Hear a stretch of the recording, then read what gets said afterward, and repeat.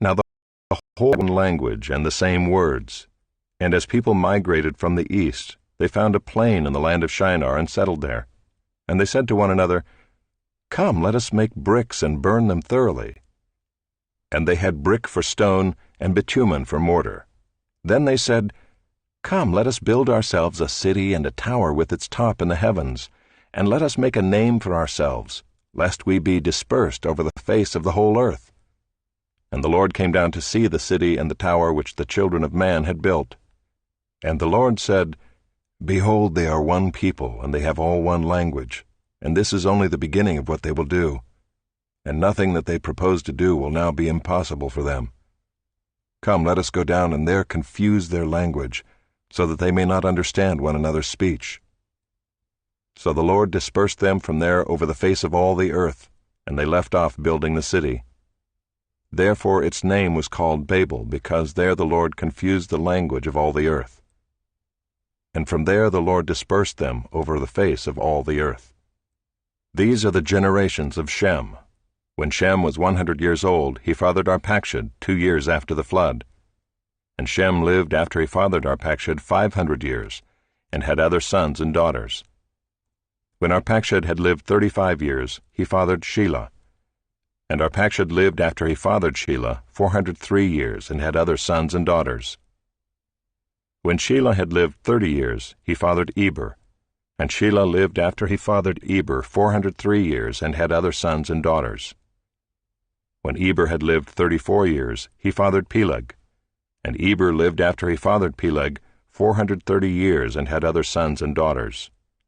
When Peleg had lived 30 years, he fathered Reu. And Peleg lived after he fathered Reu 209 years, and had other sons and daughters. When Reu had lived 32 years, he fathered Serug. And Reu lived after he fathered Serug 207 years, and had other sons and daughters. When Serug had lived 30 years, he fathered Nahor.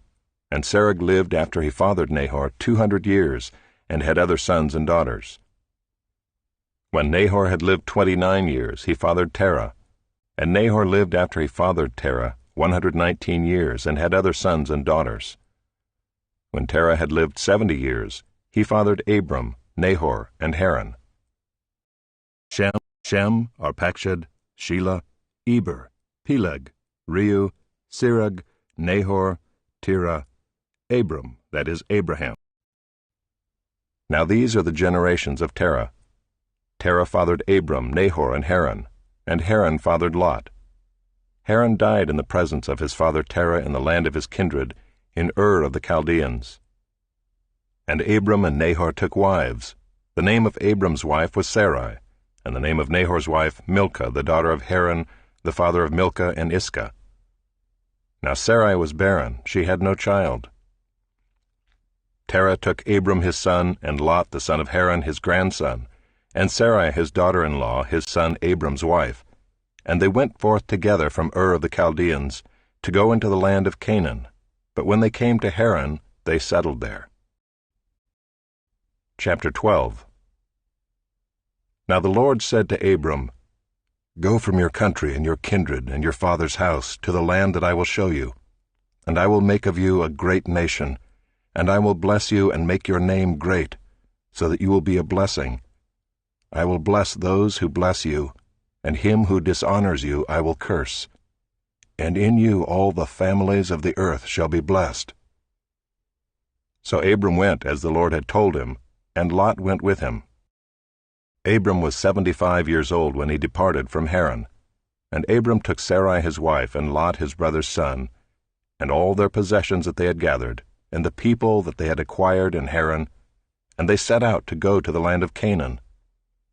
When they came to the land of Canaan, Abram passed through the land to the place at Shechem, to the oak of Moreh. At that time the Canaanites were in the land. Then the Lord appeared to Abram and said, "To your offspring I will give this land." So he built there an altar to the Lord who had appeared to him. From there he moved to the hill country on the east of Bethel and pitched his tent, with Bethel on the west and Ai on the east. And there he built an altar to the Lord and called upon the name of the Lord. And Abram journeyed on, still going toward the Negeb.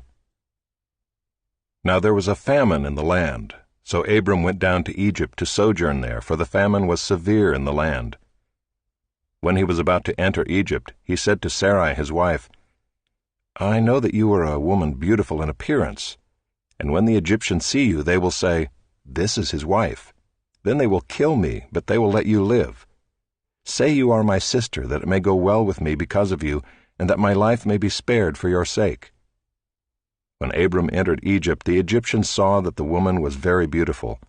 And when the princes of Pharaoh saw her, they praised her to Pharaoh. And the woman was taken into Pharaoh's house. And for her sake he dealt well with Abram. And he had sheep, oxen, male donkeys, male servants, female donkeys, and camels. But the Lord afflicted Pharaoh and his house with great plagues because of Sarai, Abram's wife. So Pharaoh called Abram and said, What is this you have done to me? Why did you not tell me that she was your wife? Why did you say, She is my sister, so that I took her for my wife? Now then, here is your wife, take her and go. And Pharaoh gave men orders concerning him, and they sent him away with his wife and all that he had.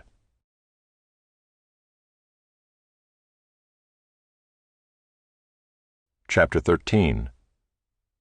So Abram went up from Egypt, he and his wife and all that he had, and Lot with him, into the Negeb. Now Abram was very rich in livestock, in silver, and in gold. And he journeyed on from the Negeb as far as Bethel, to the place where his tent had been at the beginning, between Bethel and Ai, to the place where he had made an altar at the first. And there Abram called upon the name of the Lord. And Lot, who went with Abram, also had flocks and herds and tents, so that the land could not support both of them dwelling together, for their possessions were so great that they could not dwell together. And there was strife between the herdsmen of Abram's livestock and the herdsmen of Lot's livestock. At that time the Canaanites and the Perizzites were dwelling in the land. Then Abram said to Lot, Let there be no strife between you and me, and between your herdsmen and my herdsmen, for we are kinsmen. Is not the whole land before you? Separate yourself from me. If you take the left hand, then I will go to the right, or if you take the right hand, then I will go to the left. And Lot lifted up his eyes and saw that the Jordan Valley was well watered everywhere, like the garden of the Lord, like the land of Egypt in the direction of Zoar. This was before the Lord destroyed Sodom and Gomorrah. So Lot chose for himself all the Jordan Valley, and Lot journeyed east. Thus they separated from each other. Abram settled in the land of Canaan, while Lot settled among the cities of the valley, and moved his tent as far as Sodom. Now the men of Sodom were wicked, great sinners against the Lord. The Lord said to Abram, after Lot had separated from him, Lift up your eyes and look from the place where you are, northward and southward and eastward and westward. For all the land that you see I will give to you and to your offspring forever. I will make your offspring as the dust of the earth, so that if one can count the dust of the earth, your offspring also can be counted. Arise, walk through the length and the breadth of the land, for I will give it to you. So Abram moved his tent and came and settled by the oaks of Mamre, which are at Hebron, and there he built an altar to the Lord.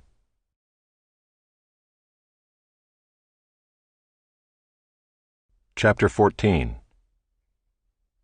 In the days of Amraphel king of Shinar, Arioch king of Elasar, Chedorlaomer king of Elam, and Tidal king of Goyim, these kings made war with Bera king of Sodom, Birsha king of Gomorrah, Shinab king of Admah, Shemeber king of Zeboim, and the king of Bela, that is Zoar. And all these joined forces in the valley of Siddim, that is the Salt Sea. 12 years they had served Chedorlaomer, but in the 13th year they rebelled. In the 14th year, Chedorlaomer and the kings who were with him came and defeated the Rephaim in Ashtaroth-Karnaim, the Zuzim in Ham, the Emim in Sheva Kiriathaim, and the Horites in their hill country of Seir as far as El-Paran on the border of the wilderness. Then they turned back and came to En-Mishpat, that is Kadesh, and defeated all the country of the Amalekites and also the Amorites who were dwelling in Hazazon-Tamar. Then the king of Sodom, the king of Gomorrah, the king of Admah, the king of Zeboim, and the king of Bela, that is Zoar, went out, and they joined battle in the valley of Siddim with Chedorlaomer king of Elam, Tidal, king of Goyim, Amraphel, king of Shinar, and Arioch, king of Elasar, 4 kings against 5. Now the valley of Siddim was full of bitumen pits, and as the kings of Sodom and Gomorrah fled, some fell into them, and the rest fled to the hill country. So the enemy took all the possessions of Sodom and Gomorrah, and all their provisions, and went their way. They also took Lot, the son of Abram's brother, who was dwelling in Sodom, and his possessions, and went their way. Then one who had escaped came and told Abram the Hebrew, who was living by the oaks of Mamre the Amorite, brother of Eshcol and of Aner. These were allies of Abram. When Abram heard that his kinsman had been taken captive, he led forth his trained men, born in his house, 318 of them, and went in pursuit as far as Dan. And he divided his forces against them by night, he and his servants, and defeated them and pursued them to Hobah, north of Damascus. Then he brought back all the possessions, and also brought back his kinsman Lot with his possessions, and the women and the people. After his return from the defeat of Kedorlaomer and the kings who were with him, the king of Sodom went out to meet him at the valley of Shaveh, that is the king's valley. And Melchizedek, king of Salem, brought out bread and wine. He was priest of God Most High.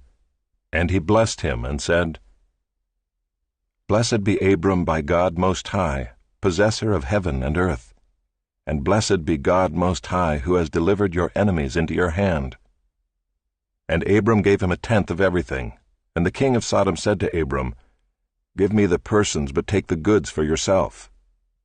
But Abram said to the king of Sodom, I have lifted my hand to the Lord, God Most High, possessor of heaven and earth, that I would not take a thread or a sandal strap or anything that is yours, lest you should say, I have made Abram rich. I will take nothing but what the young men have eaten, and the share of the men who went with me. Let Aner, Eshcol, and Mamre take their share.